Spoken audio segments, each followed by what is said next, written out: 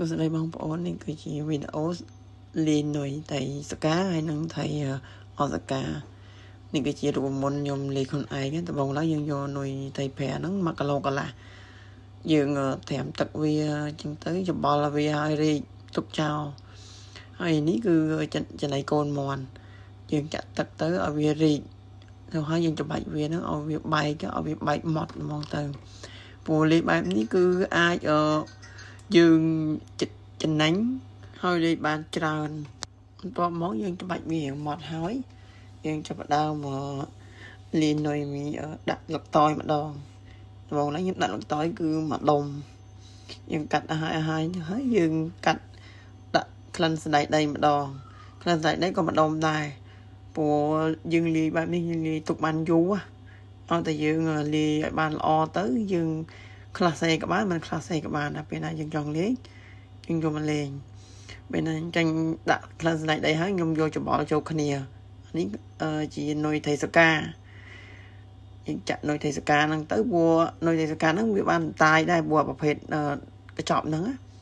ហើយយើងច្បល់វាបានចូលគ្នាឲ្យបានសពច្បល់វាបានសពទៅតោះមកយើងយកនំនេះនំកញ្ចប់នំខ្ញុំទិញគេហៅថានំខ្ញុំហៅនំពងទាខ្ញុំទិញប្រហែលជា5កញ្ចប់ច្បាច់វាអញ្ចឹង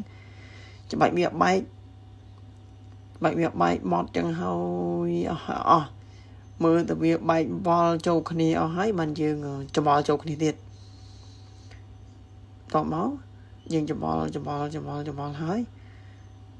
បានយើងហ្នឹងទៅច្បល់នុយថៃប្រាយើងម្ដងយើងចំបាច់វាឲ្យល្មូនអង្គុយចំបាច់ចឹងឲ្យចំបាច់ដូចខ្ញុំចឹងចំបាច់ឲ្យវាស្អិតហើយបាទយើងចាក់នុយថៃប្រាហ្នឹងចូលកធុនធំតិចមកព្រោះដាក់ទូចពេកបាក់លាយ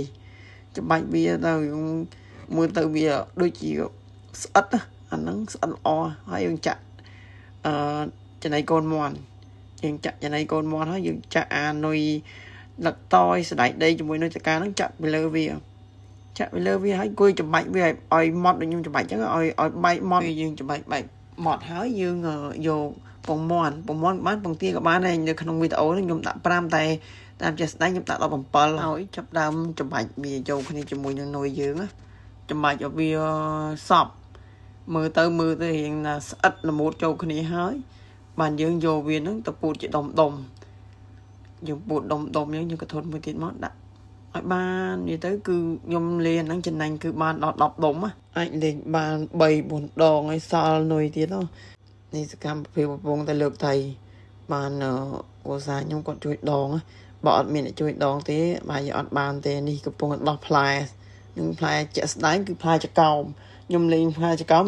យកផ្លែលេខ7គឺភាគច្រើនគេចូលលេខ7ហើយយើងប្រើអាស៊ីកូនដូចជា4លីបើសិនជាបងប្អូនមានចម្ងល់ចង់សួរអាចខមមិន